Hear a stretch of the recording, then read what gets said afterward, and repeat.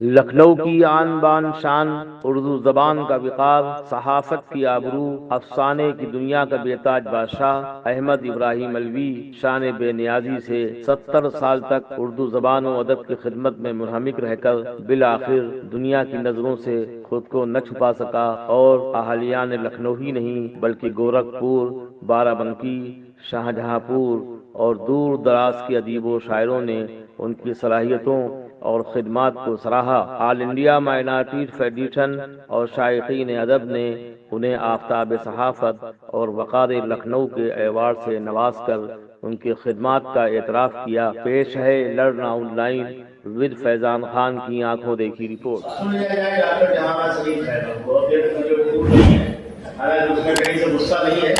لیکن وہ تشریف لائیں اور آج اردو انہوں نے ان کے بارے میں لکھا ہے وہ پڑھ لیجیے آپ۔ ابھی صاحب کے محفل آراستہ ہوئی جس شہری آئے تھے، شاعروں کی محفل تھی، لیکن وہاں پہ جس قدر طویل افسانہ پڑھائی انہوں نے تو بہت سے لوگ بس کھا کے جڑنے والے تھے، لیکن جو کمشنر صاحب ہماری محفل میں تھے تو انہوں نے کہا کہ نہیں، یہ افسانہ بڑا نہیں ہے بلکہ یہ گہرا ہے، اس کے اندر بہت سمندر جیسی گہرائی ہے، اور اس میں امور خانہ سے لے کے سارے دنیا تک کی تمام باتیں آ گئی ہیں۔ علوی صاحب سے میں نے اسی طرح گفتگو کرتے ہوئے نہیں کہا، میں نے ممکن کے افسانے کے مقابلے وہ بھی گفتگو نہیں کرتے، تو ان کو بچانے کے لیے محفوظ رکھنے کے میں نے علوی صاحب کی رائے کو محفوظ رکھا، لیکن انہوں نے کہا کہ یہ محنت کر رہی ہیں اور محنت رنگ لا رہی ہے۔ کیوں رنگ لگائے؟ انہوں نے پی ایچ ڈی کی تو وہ بھی ایسی شخصیت ہے کہ اس کی دھوم بہت بڑی پاکستان میں، اور ان کے والد بھی نامی گرامی شخصیت تھے بابرکی کے ملکزادہ منظور احمد صاحب کی سرپرستی میں انہوں نے پی ایچ ڈی کی، تو اس لیے ہم لوگ ان کو احترام سے دیکھتے ہیں کہ خواتین کا مسئلہ ریکارڈ تو نہیں ہے، ہم لوگ تو صرف کھانا کھا رہے ہیں، اور یہ لوگ کھانا پکا کے باقاعدہ شوہروں کو قبول کر رہی ہیں، اور ان کے نظر اٹھانے والے آ رہے ہیں، ان کو قبول کیا جا رہا ہے، تو یہ جنتی عورت ہے، تصویر رہی ہے، اور اپنی بات ہمارے سامنے بتائی ہو سکتی ہے۔ مطلب لیکن میرے پاس ہے بس بتا دیتی کرتی کہ میں ایک استاد کی بیٹی ہوں، اور استاد کا درجہ تو سب سے بڑا ہوتا ہے، وہی بڑی بات ہے۔ چودھری صاحب بہت قدردان۔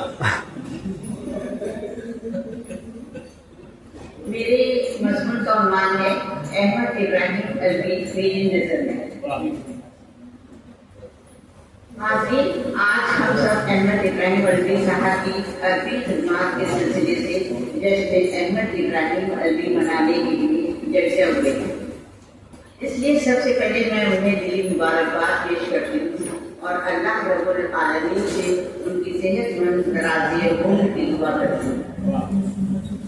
ڈپٹی کلیکٹر امیر احمد علوی کے پوتے مشیر احمد علوی کے سب سے چھوٹے صاحبزادے کا نام احمد ابراہیم علوی رکھا گیا تھا۔ آپ کا تعلق علوی خانوادے سے ہے، جس کا تعلق کاکوری اور فرنگی محنت سے رہا۔ 1960 سے صحافتی زندگی کا آغاز کیا۔ روزنامہ آپ نے 13 برس تک اداریے لکھے، کتابوں پر تبصرے کیے، شاعروں ادیبوں پر مضامین لکھ کر ادب میں اپنی پہچان قائم کی۔ آپ سے ناطہ توڑا تو روزنامہ قومی آواز، صحافت، علی یوسف، ان دنوں، جدید آواز، عزائم، آفتاب، قومی ترجمان، جائزے، خیر و خبر جیسے اخبارات و رسائل سے مختلف حیثیتوں سے وابستہ ہو کر ادب و صحافت کی خدمات انجام دی۔ احمد ابراہیم علوی صاحب کو میں نے پہلی بار لکھنؤ یونیورسٹی کے مالوی ہال میں ایک عربی تقریب میں دیکھا تھا۔ شرائع بدل، سرخ و سفید چہرہ، جازب پر، پوری آستین کے سفید قمیض اور گہرے رنگ کی پتلون کے ساتھ باسکٹ اور ٹائی میں مبلوس۔ کس موضوع میں بول رہے تھے یہ یاد نہیں، ضرور موضوع صحافت ہوگا یا پھر افسانہ۔ آواز کا زیر و بم جو آج ہے وہی تبدیل تھا۔ علوی صاحب میں نام و نمود کی خواہش نہ پہلے تھی نہ آج ہے۔ گروپ بندی اور جوڑ توڑ سے دور رہ کر ادبی اور صحافتی خدمات میں لگے رہتے ہیں۔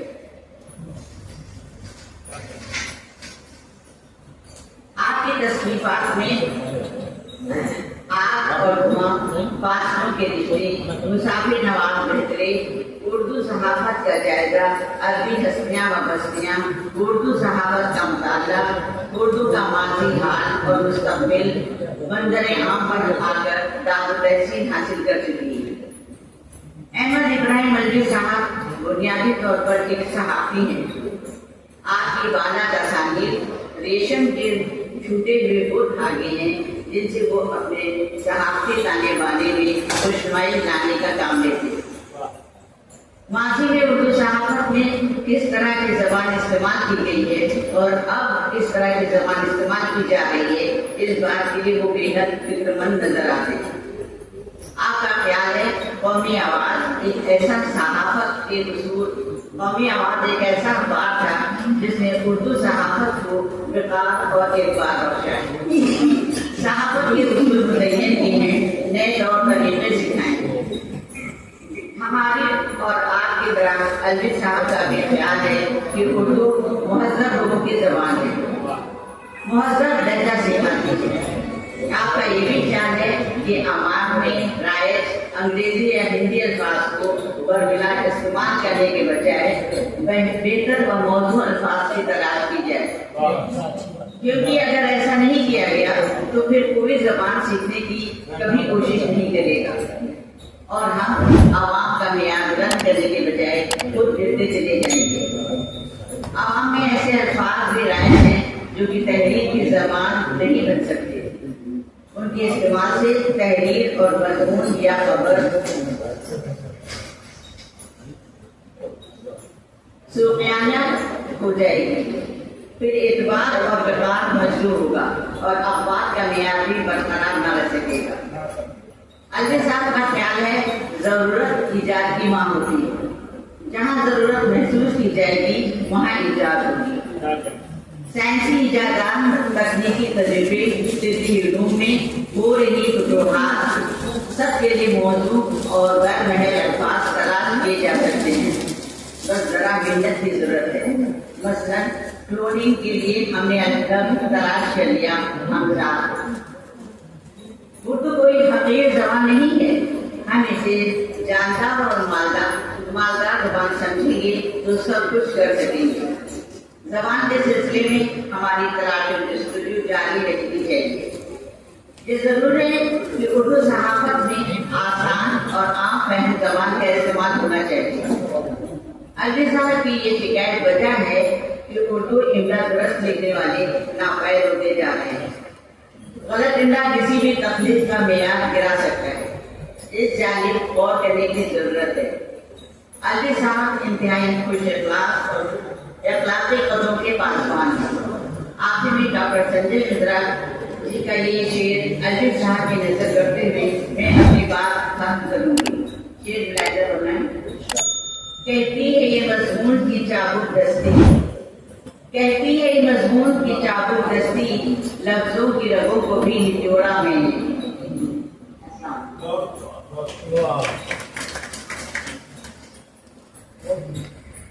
اور اب سن لیا جائے اتیابی کو سن لیا جائے۔ اتیابی کا اس لیے غنیمت ہے کہ جو لوگ کہتے ہیں اردو ختم ہو رہی بہت مایوس کن صورتحال ہے، ان کو اتیابی جیسے چہرے دیکھنا چاہیے کہ اگر اس کو میں اردو کی سنگت آتی ہے تو وہ کوئی اپنی بات کو تبدیل کر سکتی ہے، افسانہ دے سکتی ہے۔ ہم لوگ مسئلہ لکھتے ہیں، مکھی کو مکھی بٹھاتے ہیں، ترجمہ کرتے ہیں، قابل یا ماہر بن جاتے ہیں۔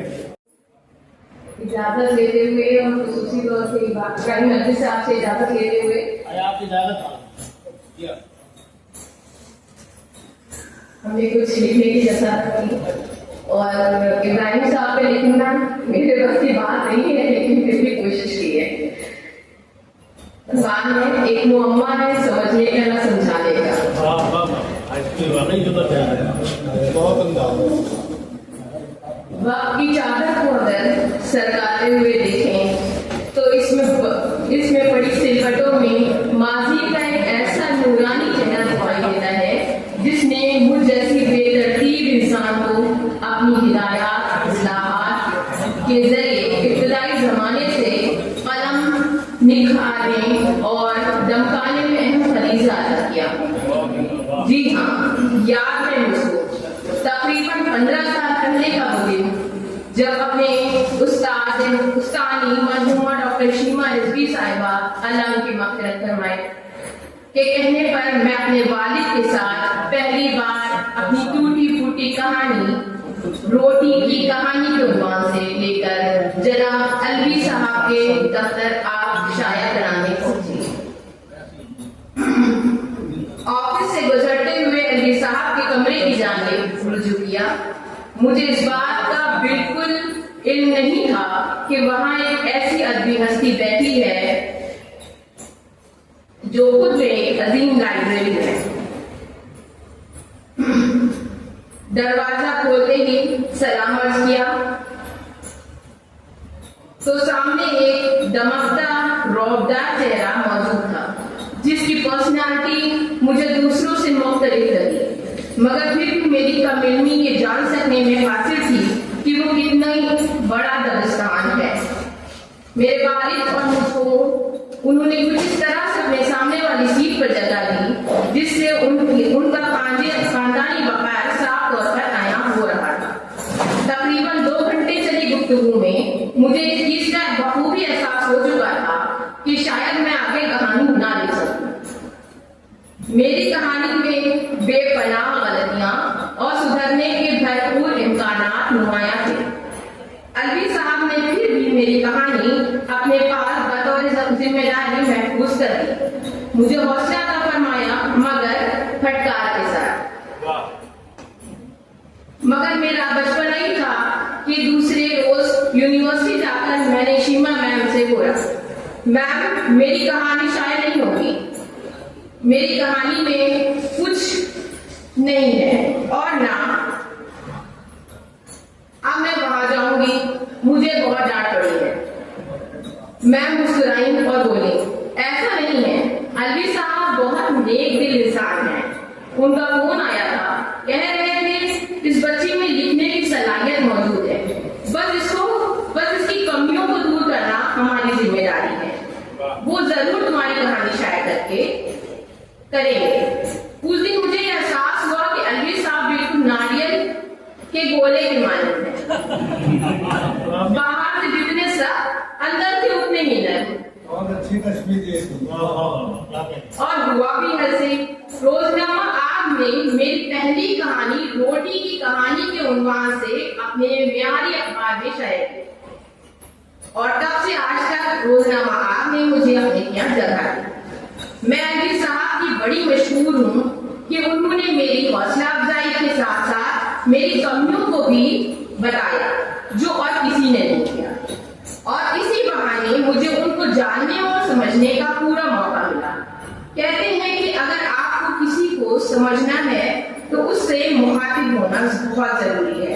یقیناً الوی صاحب سے ہوئی ملاقاتوں میں مجھے اس بات کا احساس ہوا کہ وہ نرم دل کے مالک بھی ہیں، ان کے بارے میں جتنا سمجھنے کی کوشش کرو جستجو اور بڑھتی جاتی ہے۔ ایک اعلیٰ خاندان سے تعلق رکھنے والے الوی صاحب نے ماشاءاللہ 80 سال کی عمر میں بھی توانا، چاق چوبند، چست درست نظر آتے ہیں۔ ایسا ہرگز نہیں کہہ سکتے کہ وہ بیماریوں کی دیمک کے ان کو چھوا نہ ہو، مگر اپنے بلند حوصلے اور ادب کی محبت نے ان پر آنے والی ہر کالی گھٹا کا سامنا بڑے جابرانہ انداز میں کیا۔ آپ سے ان کا رشتہ بڑا پرانا رہا، اور نہ ہی صرف آپ سے رشتہ بلکہ اردو ادب میں ان کے جیسا کوئی خیرخواہ ڈھونڈنے سے نہیں ملے۔ جس طرح انہوں نے اپنی صحافی ذمہ داریوں کو باوقار طریقے سے نبھایا، اسے ایسے بندے اللہ نے کم ہی پیدا کیے ہیں۔ ان کا نام ایک عظیم صحافی، مفکر، ذہنساز رہنماؤں میں شمار ہوتا ہے۔ انہوں نے آگ لگانے سے پہلے روزنامہ قومی آواز، صحافت، ان دنوں جدید آواز جیسے اخبارات و رسائل سے وابستہ رہ کر اردو صحافت کی خدمت انجام دی۔ مزاج میں بلندرانہ صفات ان کی اہم خصوصیت ہے۔ بلندرانہ اس لحاظ سے کہ وہ پیر و فقیر اولیاء کی طرح گوشہ نشینی اختیار نہیں کرتے، بلکہ ان کی مزاج میں محبت गहरा समंदर वो दिखाता है। उनके दयार पर आया हुआ कोई भी इंसान, ख्वाह वो चंद लम्हों के लिए क्यों ना आया हो, फकीराना सिफत इंसान से महसूस हुए बिना नहीं रह सकता और न ही बिना खातिर मदरात के फरार होने की जुर्रत कर सकता है। सूट बूट में पहला फकीर इससे कम मैंने कभी नहीं देखा।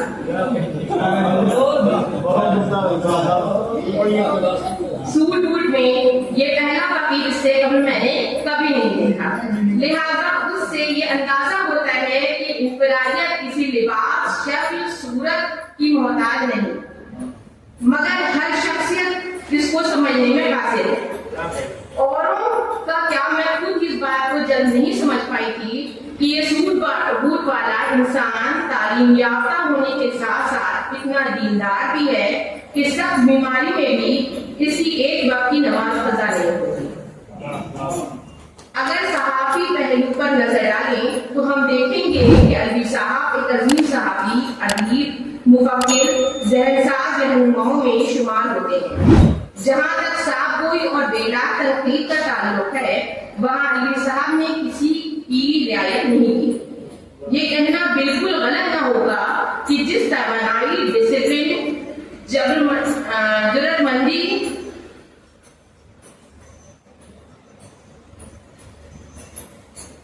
से अलवी साहब ने आप ही नहीं बल्कि खुद से जुड़े हुए तमाम अखबारात और रसाइल में बेबाक सहाफत की, उसी तरह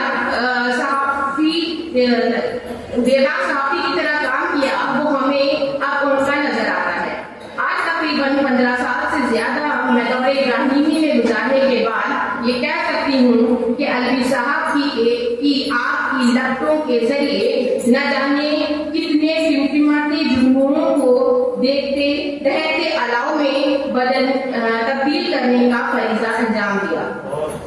मैं यहाँ उनकी अदबी तहरीरों से हटकर उनकी अदबी चौपालों की बात करना चाहूंगी।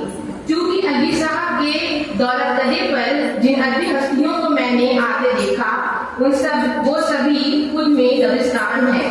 आज के लखनऊ में जिस तरह के अलवी साहब के दौलत कदे पर अदब की जो पजीराई होती है, वो और कहीं नहीं होती। उन्होंने बच्चों के अदब पर भी बेशुमार काम किया। बच्चों की तालीम, जज्बात, नफ्सियात पर जोर देने के साथ बाबा रिजवान फारूकी साहब कच्चे माल को पक्का करने का फरीजा खूब से पुख्तन अंजाम दिया। आपका खुद का कहना है कि आज की बेअदब जिंदगी में बच्चों के अदब का मकाम मुतय्यन करना बेपनाह जरूरी है। बच्चों की इस्लामी नज़मों और कहानियों के समंदर से हीरे तलाश करने की बेपनाह जरूरत है। वो अपने बचपन के एक वाक़े को कोट करते हुए लिखते हैं, बचपन में जब मुझे लिखना नहीं आता था तो मैं आड़ी तिरछी लाइनें खींचता था, जिससे वालिदा वाकिफ न होकर कहती थी, न जाने क्या बनाता रहता है। मगर वालिद मेरी इन आड़ी तिरछी लाइनों को भी जोड़कर बमानी बना दिया करते थे। बच्चों की तरबियत में वालिदैन का पॉजिटिव रवैया होना बेहद जरूरी है। कहानी लिखने की शुरुआत की दौर में आपने महर अलवी के नाम से कहानी लिखना शुरू की। ये हकीकत है कि जो अदब दिमाग से दिल में उतरने का हुनर रखता है, वही कामयाब होता है।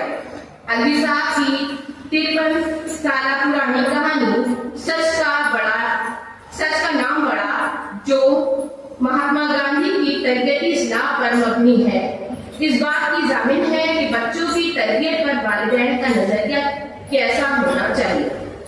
आपने हजारों इदारे लिखे, मगर खवातीन पर लिखे हुए उनके खवातीन पर लिखे इदारे बहुत मुतासिर होते हैं। ये हकीकत है कि समाज खवातीन के फरोग, तरक्की, खुशहाली की बात को बढ़ चढ़ कर करता है, लेकिन उनकी कामयाबी के लिए ना तो कोशाहें और ना ही सरदर्द, बल्कि जो खवातीन कामयाब भी हो जाती हैं, उनमें मजहबी, समाजी, इल्मी नुक्स निकालने के लिए पेश रहता है। अलवी साहब इस ऐप से